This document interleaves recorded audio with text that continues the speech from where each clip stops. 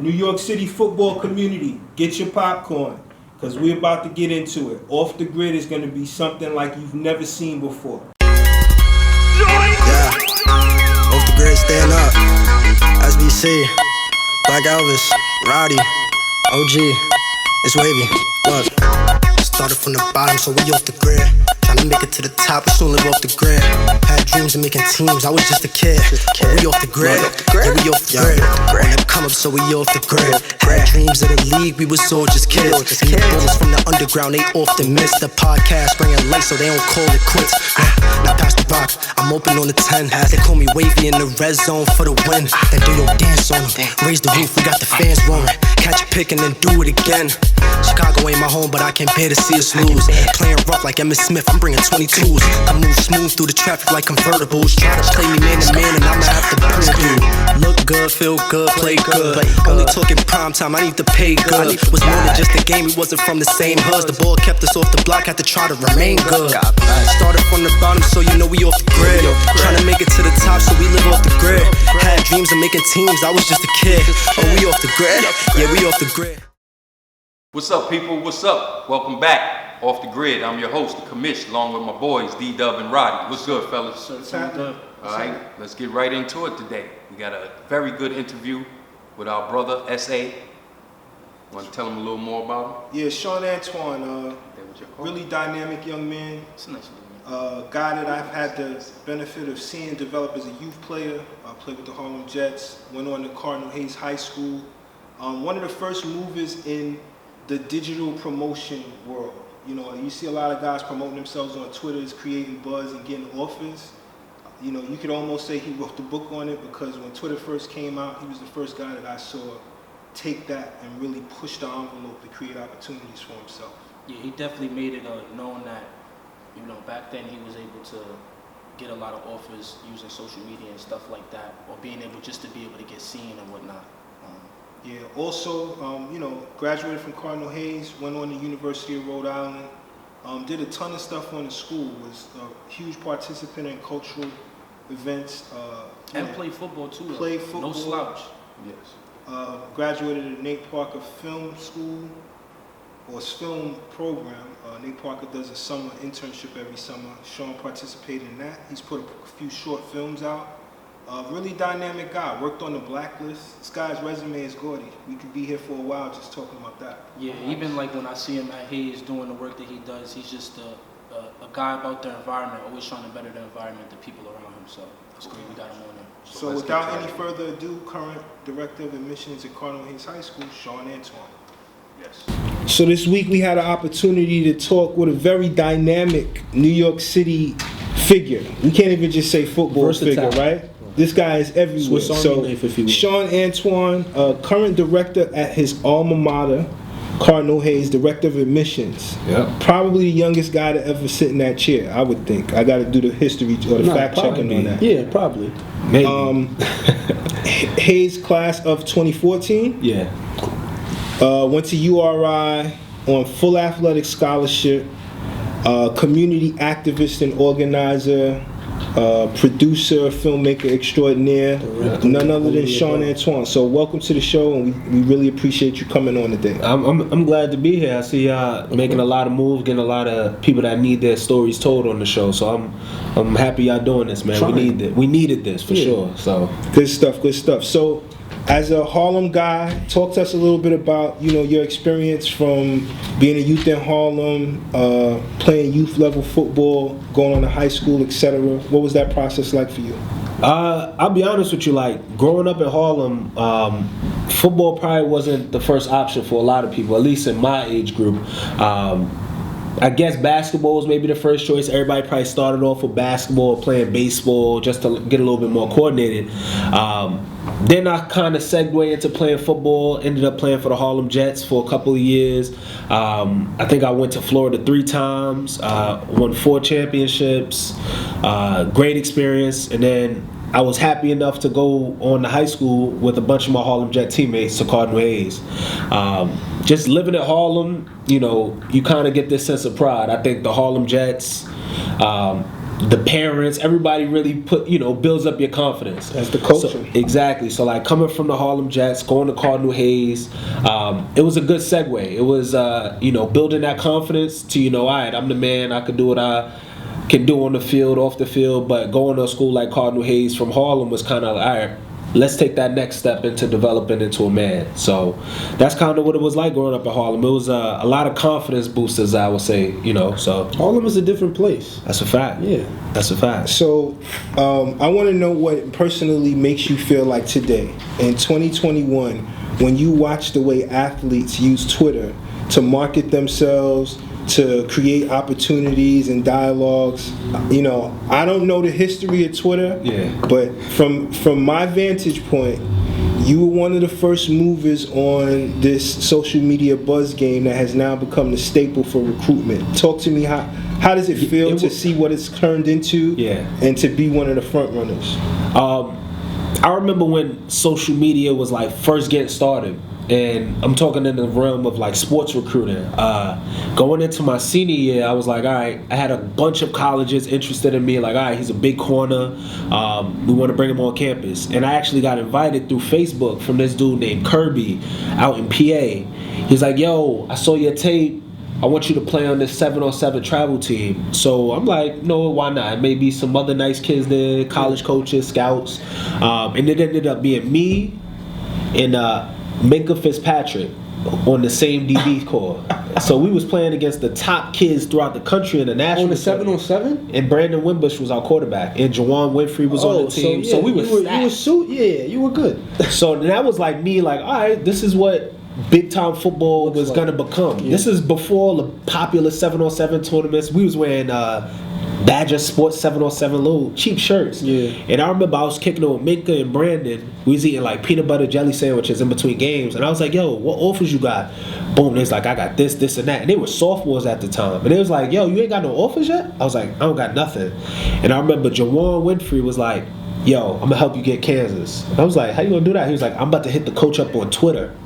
So he hit up a coach on Twitter for Kansas. So I was like, all right, we'll take a look at him. I was like, oh, it's this easy to hit up coaches through social media? So I went from there. I was like, gotta do it. I think there's something there. So I went back to Hayes. I just went crazy on the social media. I created like my own platform on Twitter with my name, my size. Every camp I went to, I tweeted. Every place I was at, every workout, everything I did, I was documenting it. And at the same time, I was hitting up every coach in the country, whether it was D3, D2, D1, FCS. Every coach that was a coach playing college or coaching college football, I hit him up. I didn't care who you were, but one thing I did know is that every coach knew each other. So as long as you, exactly. As long so as same you hit thing. them up is the exactly same network. And my biggest thing was like, look, I know I'm a little bit later in the process as far as recruiting, going into my senior year with no offers. I gotta find something. So how many did you end up accumulating then? Offer-wise, I ended up finishing with 4 offers. And kudos to you, I'm just going to say it right now, because you said you found out, it was that easy. Having to go get it on your own rather than having the coach or the mentor to say, all right, I want you guys to look at this dude and whatever the case, that's a big step to take as the athlete himself. Absolutely. And I think like my biggest thing was you can't wait for nobody to feed you. Mm-hmm. And I think the way New York City sports, and I think this was for every football thing, I think social media changed the game as far as recruiting. High school coaches had the complete power to determine where you're going to go for college, and even more than that, how you're going to be promoted and marketed. So I've seen it.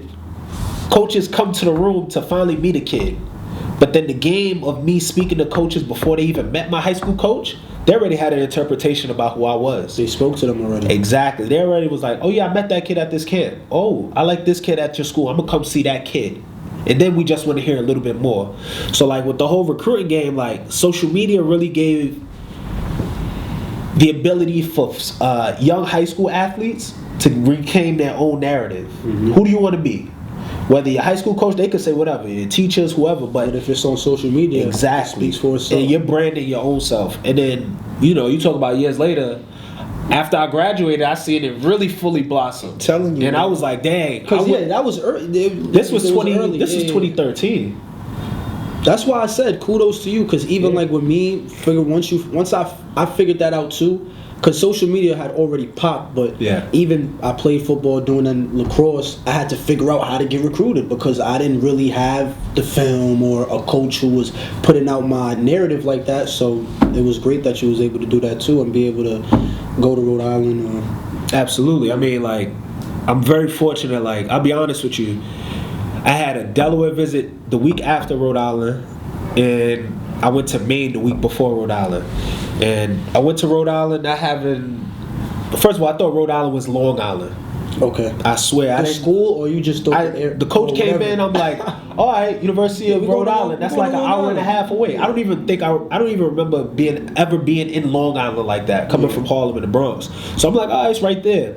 And I remember I went up for the visit. I was like, dang, I really don't want to come to the school. Maine was lit. I had a great time at Maine. The coach drove in a snowstorm the same week of my Rhode Island visit to come to Harlem to my house. I was like, wow, Maine is talking about I'm the #1 defensive player on their board. It was perfect. Sense. But my parents was like, we're going to come on this visit with you. They didn't come to the Maine visit. They went to Rhode Island. Coach took them out to dinner, private dinner. I was there. Still wasn't feeling it. And my parents was like, look, you need to make a decision. You know what I mean? Basically, at the end of your whole recruiting visit, you meet with the coaches again. Yeah. And I remember the coach was like, what are you going to do? And my mom was like, so what are you going to decide to do? And I'm like, on the spot? On the spot. But was the main thing free as well? Oh, of course. Every school I was going to was going to be full scholarship. But my mom was like, man, they're going to pay for this, that, this. And understandably, like, her child gets an opportunity for school, but I really wasn't feeling Rhode Island. And I think it was maybe a week, and then a couple days before my next visit, I was like, you know what? My mother likes the school. My father hasn't missed a game of mine since ever. And I was like, yo, Rhode Island's 2.5 hours away. This is the most convenient option for my family. And, you know, I'll have a chance to play early. And for me, coming out of high school, the only thing I was thinking about was football, league. I need to go to the league. This is the best opportunity for me. And Rhode Island ended up being actually probably the best decision of my life. So I'm very thankful for that. So as a guy that's had the opportunity to spend a little bit of time around you as a younger athlete, watch you go through the high school process, when you got to Rhode Island, you weren't just like an exceptional athlete and student. You got very involved in student life. You know, you took a very large leadership role as a young black athlete in a very different environment. So like talk to us a little bit about what that experience was like, what motivated you to want to do that, and you know how it played out for you. I mean, going into Rhode Island training camp, it was crazy. Like anybody that came in my class at Rhode Island, going into a losing program, like when I tell you we had probably one of the worst programs in the whole country losing wise. And we had a new coaching staff, Jim Fleming, who just came from UCF, who just won the Fiesta Bowl right before he took his job. He came to Rhode Island. He was the defensive coordinator there. It was, yo, I'm going to play with the freshmen. I'm going to play my guys, not the old guys. And that's what happens when you get coaching changes in college football. So I get there, true freshman. I'm like, yo, I'm playing safety. So I'm trying, and I'm not afraid to hit. I've never been. So I'm coming in, laying the wood, trying to boom everybody. Yo, you're going to start playing as a freshman. So I'm playing as a true freshman in college. Great experience. I'm having fun. I go into the off season after starting a couple games as a true freshman. Best off season of my life. I probably came into college around like maybe 184. Going into this off season, after that off season, I got to about 207, and I was benching around. I think I benched 345, and I was squatting 475 or like 510 or something like that, 515, and it was the best off season of my life. I'm like, yo, this is league. I built myself up. I'm confident. I know the plays. I'm ready to go. First day of spring ball, no pads, a fumble I remember this day like I remember the whole moment. Literally, my boy Robbie Delgado, running back, we an inside run, just you know, it's no pads on, you just going through a tag off or whatever. Yeah, that's how I usually. One of the D linemen, I think it might have been Joe Simon or somebody, punched the ball out. The ball hit the ground. I'm like, all right, cool. I'm thinking, all right, I might just scoop it. Somebody bumped me. I fell on my shoulder, just real awkwardly. Boom, my shoulder pushed in. I'm like, this feel a little weird. And then I'm like, all right, shake it off. I then go to one-on-ones to guard, his name is Xavier Furley, receiver. He's like pretty fast or whatever. I'm covering him. My arm just drops dead. I'm like, yo, my arm, like, it's not going. Something's wrong. Like, go to the trainer. He's like, oh, it's maybe just a little stinger. I keep practicing through a little stinger. Yeah, you just think like, I'm like, yo, my arm is like dying then coming back. It was just the weirdest thing. It was like, it felt like nerve damage. Now that I'm old thinking about it. And from there on, I ended up finding out I kept practicing that I ended up having a torn labrum. So college football, as you know, is a grimy business. If you're not playing, you're not an asset. You're a liability, especially when you're on contract, scholarship. So contract is heavy. It's a contract, just like you see in the league. And I tried to play through it. Ended up having a scrimmage a couple days later. After literally, we had a 3-day weekend. I had a sling. I came back and still was practicing. I go for a tackle with my boy TJ Anderson. I'm coming off the edge. My arm is out here like this. Fly, like literally, he runs through my arm because there's no power really when you tackle it with your arms. My whole arm goes back. Literally dislocated it. I'm literally screaming in pain. I'm like, yo, my arm, I can't lift it. So then after that, find out torn labrum, kept trying to practice. Every day I'm doing practice at 7 or stuff. My arm is just giving out. Me and my dad got into it, like, yo, get surgery. Coaches is like, nah, you don't need surgery. I tried to prolong it all the way to training camp. Then every day for 12 days of training camp, my shoulder kept slipping out. Like the worst pain I've ever had. And then on the last day, I told my boy Cal, he was my roommate, Calvin, I said, yo, I can't do it no more. Like literally, I was in practice crying. Like every day I was practicing, my shoulder was slipping out, I would keep going. And I told him like, yo, I can't do it anymore. And that's really where the big shift happened between like, all right, you want to go to the league aspirations, college football, to then like, yo, this shit might not happen again. Yeah. Like this might be it. And from there on, it was like, all right, I got into real deep depression. Like I'm talking, I ain't want to go outside. Even as you talk, people don't really understand how much that, you know. It hurt. Like it hurt bad. Like, I mean, even to this day, like I'm still very like, I get emotional about it because I felt like it shouldn't have happened to me. But then like that. I mean, you know, just thinking about that incident, like it put me in a place where I was just like, who am I? Like, I worked so hard in high school to earn a scholarship. I worked so hard to kind of build this brand, earn respect of my teammates, with coaches. And then in a BS play with no pads on, I tear my shoulder. It's funny. It seems like that's the way it usually happens. And that's why, I was going to tell you, you said, oh, it was a little, that's usually what goes on. It's something not really happening and then something happens to you. Exactly. And then from there, it was like, yo, in my room, depressed. I had my girlfriend at the time. She was like, what's going on? I'm like, yo, I'm just out of it. She's like, yo. What was that period? It might have at least, I mean, once you get labrum surgery and your bicep, like I tore my bicep too. So I tore my bicep and my shoulder. I literally had to learn how to reuse my arm. Like I couldn't lift my arm for around 4 months. Like even, I'm talking lifting it up. So it probably took around 8 months for me to really regain confidence. And I mean, I'll be honest with you, like it was tough. And long story short, I ended up like, all right, what else can I do? I had a lot of free time since I wasn't playing football. I was practicing, showing up to the practices and workouts, like just in standby. I was like, I ain't that tired. Let me walk around campus. I started joining every organization. I signed up for at least like 7 organizations. Like I was like, let me go to your meeting. Let me go to this. I ended up at this one thing called Sankofa, which was like Bible study. And I met all these kids. They were African. All of them were African. A couple like Cape Verdean, which is this thing up in New England area. And they were the smartest black kids on campus. And I remember I was like, yo, who are these kids though? Like at the Bible study club type. Yeah, and they was like, yo, I'm in this, I'm studying this, I major in this. And I'm like, nah, I kind of want to kick it with some of these kids. So then some of my football teammates didn't really understand that. They was like, yo, you hanging out with them. That's usually, you going this that's old. what happens. Yeah, and I was like, Talk to me about how allowing something that was different, something that didn't sound and look like what you were accustomed to, but you know, absorbing it and letting it develop you in a different way, how that process was, and you know what it felt like to have to maybe not do the popular thing and move a little bit different, because jocks pretty much do jock things. Like you guys are lockstep, you know, y'all hang out at the same places, move the same kind of way. What was that process like? You know, I think like now at like my age, and even like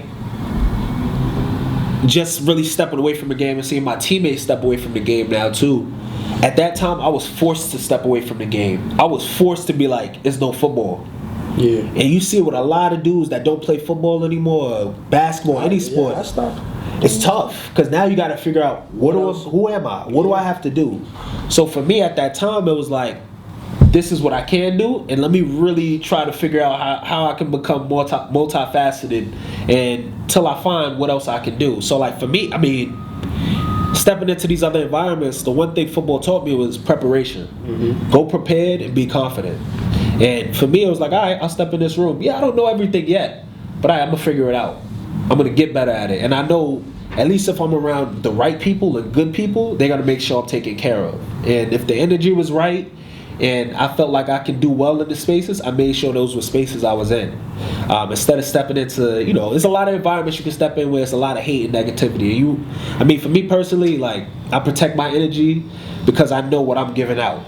And if it's not reciprocated to me, then I'll stay away from it. Exactly. Yeah, so that was one of the biggest things. I respect that. So, talk to me about how at this interesting time where you're going through a challenge, your artistic and creative side has an opportunity to blossom into something that you've really turned into a tremendous craft and gift that you've really given back to your community with. What was it like getting introduced to documentaries or doing short films?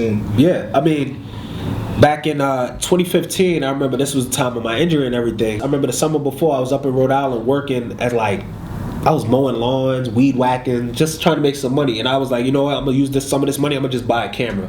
I didn't know why I was going to buy a camera. I was just like, it seemed like a good investment at the time. And I remember my homegirl, Cabria, on Black Friday, she said, of 2015, it was on, basically down on Union Square. She was like, come through, take some pictures. And I went there, I was like, all right, I'm going to just take some photos. I ended up just filming the whole thing, their protest, and I ended up just filming. This was the start of the Black Lives Matter movement in 2015. People protesting, kids. And I went back to college with some of this footage. And this white dude, I was just in this editing suite where he was like, what are you working on? I was like, just looking through some footage of this protest. White people and some of these young black and some white kids were protesting. They were clashing. And he was like, let me see some of it. And I was like, boom, look at it. He was like, come back. I want to help you make this to something like. I was like, all right, cool. I don't know how to edit. He was like, just come, I'll help you out and teach you. So he taught me how to edit over 5 days.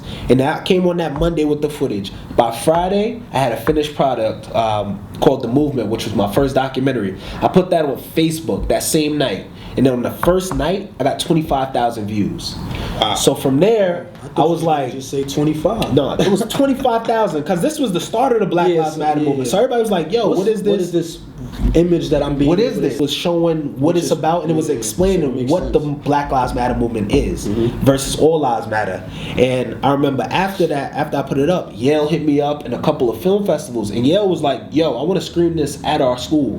And I showed it at Yale. I was like, this is kind of cool. Like, this is something interesting to do. And I don't know if y'all remember, but when I was really young on the Harlem Jets, if you look at on YouTube, any of the first Harlem Jet YouTube videos, I made those. My dad used to record every Harlem Jet game I had, so you could see Harlem Jets versus like Jamaica Bulldogs or versus Brooklyn Renegades. The first Harlem Jet YouTube videos, I was editing those, my dad's footage, back when I was like 10 and 11 years old. So then I kind of got back into it when I was in college, all by accident. You never know. But it was kind of the universe that was like, maybe this could be a path for you. And then from there on, I made that documentary, and I just kept making works. Like, I ended up going to India a couple months after, and then I really started to dive into the film thing. And the following summer, Nate Parker, who actually won Sundance that January of 2016, he started a film school where he invited 30 black creatives in high school and college throughout the country out to Wiley, Texas, where he was in the movie Great Debaters with Denzel, and he started a summer film school there. I didn't know I got in until I checked my email like 3 weeks late, and happens to the best of us. It was crazy, and I was like, I was up in Rhode Island, and I was like, maybe I'll go. I don't have the money. And then he called me, I was like, we'll pay for everything, just I want you there. I'll be there. Yeah, so I flew out to Texas, and from there on, man, it was really like a lot of love and support from a lot of a lot of black people that had experience in the whole film industry. They really were like, yo, you alright and you hungry. Like that football hunger, that grind, I bring it to film. If I gotta make a whole movie by myself, if I want to see that movie made, I'll make it. If I want to see that doc made, if I want to see any project made, I'll get it done by myself. And a lot of the people in the industry, like whether they're top executives making big movies now or up and coming stars, or even just people in my neighborhood, like they respected that and they were there to support me. And that's really how I got into this whole industry of film and started just creating my own works. It was really just like one showcase of what I could do, and then really garnering like an audience and a support system that really wanted to make sure that I was taken care of. So for me, what I love about it is you know, there are a lot of institutions that are under attack. You know, football to me happens to be one of them, and a lot of people just don't understand the game itself. Yeah. But when I hear a guy like you reference back some of the fundamental lessons or some of the great tools that football has allowed you to take away from it and apply to day-to-day life, I think it's important for kids to hear that. We talk a lot of cliche-ish things, and you know, we say you practice how you play, but this is real tangible evidence. You know, and then you fast forward to the here and now. You've come home from college. You've had an opportunity to work on great shows like the Blacklist. Like, tell us some of, you know, the adult things that your hard work, your preparation, and your tenacity have really created in terms of opportunity lanes. Yeah, I mean, like, once I finished, the crazy thing is my last season at Rhode Island, like I overcame that injury. They had me splitting time with my boy Naj Jones, great DB. I was playing safety and nickel. And, you know, I turned into from being like a starter into being like a utility rotational player. But it was like, it was fine with me, but I also was like, look, I'm going to get the most out of this free scholarship though. Like, if that was the business deal, I at least wasn't going to come out of it lopsided. And once I graduated, I went straight to Atlanta. Like 1 week after I graduated from Rhode Island or finished school in Rhode Island in that December, I flew straight to Atlanta, worked on this TNT pilot with a couple good people I met a couple summers ago. And yeah, from there on, after I left Atlanta, went on to go to a bunch of film festivals for my film Showtime, and then I ended up back in New York. Nobody was trying to hire me after I had all the credits, I was qualified. And if anybody that knows something about entertainment, the hardest thing to do is to be a black straight man applying for assistant jobs. It does not happen. So for me, trying to be an assistant for any entertainment person, whether you're a black man, black woman, white woman, anybody, nobody wants a black man to be their assistant. And that's the truth of it. And I was fortunate enough to really just be like, you know what, screw it. I'm going to take a lesser position on the Blacklist. I got real close with the executive producer. She was like, yo, you don't need to be doing this position. I want to make sure that you're in a position to keep growing as a filmmaker and in this industry. So she allowed me to be one of her apprentices in the program that she has together. And I ended up shadowing the directors and producers for the whole season 7 of the Blacklist. And, you know, the Blacklist is one of the top shows in the world, and that really put me in a position to be like, all right, this is how a top show in the world operates. Now at least you have it, so if whatever you got to do, you start your own show if you need to. That's the standard. So I've been in a position from, literally I had, you know what, I ain't getting hired by nobody, so I'm going to take a little position right now, rub shoulders with the right person, and I think it might have been 3 weeks. 3 weeks into taking a less position, it was like, all right, we're going to level you up. You don't need to do this no more. And working with a show like that, it really tightens everything up. You're like, what the standard is, how stuff should be run, and ultimately, like, where do you want to be in the future? So, I mean, coming back to that, I mean, it just was really a tough journey once leaving college, but really trying to find out where do I want to ground my feet. And I think that's really a journey that I'm going to always be on in life. Like, where do I want to stay? But even more than that, I don't think I'm a person that just wants to stay in one spot. I'm a person that really needs to bounce around to different places and touch different people in this long journey of life. Like, I'm going to find different spaces that I can adapt to, and then I just got to keep going because, you know, hopefully it just continues to put me in better environments that I could be successful in. I think that's what I personally like about you the most, being able to, even you said earlier, they said, why are you hanging out with those kids? Is to be able to be the guy who's not, you know, I was the football player, but I'm not anymore. You know, I've stepped over here, and been successful though, like not just lackadaisical or I'm just filming or directing, like being able to say like you're legit. So you could be an athlete, but after, for some of us, most of us, the athlete journey has to stop somewhere. So being able to lead up and have a plan B like you do and be successful in it is what really is important. So that's a fact. I mean, like, just to touch briefly on this, I remember after that whole thing happened at Rhode Island, all my teammates was like, yo, why you doing this? Like, one of my boys, Travis, he'll tell you, I was editing my documentaries right after games. I was going, we just played a game, I'm in the crib. We ready setting up for a party. I'm like, yo, let me finish this edit. Real quick. That was the whole mentality that I like. The older dudes on my team didn't understand, but every younger guy that was there following, the next recruits, they were seeing me as an upperclassman doing this, and then the culture changed at my school. We had tons of student athletes. I was like, nah, I'm about to get involved with this. I'm about to do this. Or, yeah, I'm playing football, but let me add this. And coaches didn't like it at first. Nobody's ever going to like change, and they don't like you standing out and being different. That's a fact of life, fact of everything. And once that happened with me, I had to kind of be the scapegoat, catch a lot of flack for it, but it opened up so many doors for the younger players on my team. And I'm fortunate now looking back at it that it happened like that. If it opened up opportunities for others. So, like, for me, that's the thing that I appreciate most about you and most about your story. I think it's important for athletes to understand what the term "they are not a monolith" means, right? Yeah. Like, because you're an athlete, it does not mean that this is the only lane that you can occupy. And anytime we get an opportunity to have someone share it, not that you're just doing other things, but executing them on an extremely high level, it's a pretty big deal. Absolutely. Continue to keep creating new opportunities, new lanes, inspiration. You in the film business, so I want you to be my best friend forever. Nah, I appreciate that. Nah, film is we need it. I think like right now, like with film, y'all are gonna really see the results of not having a lot of like established black creatives in various generations. People of color like us, yeah. And you'll see like how we're represented, especially like for us in our younger group. The older fellas, like y'all recognize like y'all had Spike Lee's and y'all can recollect with those generations. Like stuff used to be like that, community and stuff like that. But you talk about like our generation, individualism, kinda. Not even just that, but more so like we don't really have many people that look like us from our neighborhoods that are able to represent us in the media. Okay. So you'll see like, all right, Spike Lee is, how old is Spike? Late 50s now? Yeah. Maybe 60? 60 maybe. 60. And then the next youngest filmmakers that are popular is what? Ryan Coogler? He's what, 34? I don't even know. And that, I mean, he made Black Panther, all of those things. Like, but now it's like, all right, what's the next group of? Who was that going to be? Exactly. So like now with all the digital streaming, how accessible all these films are, now you're gonna really see like what's lacking. Now everything's a lot more obvious than it just being in theater. So like with film, you're gonna see a big shift soon. A lot of these young creators coming out of a pandemic, everybody is now a little bit more skilled, hopefully, or you're gonna see a drop off. But the ones that have kept grinding, the ones that have able to overcome this whole pandemic, those are going to be the ones at the forefront of all the new content you're going to see.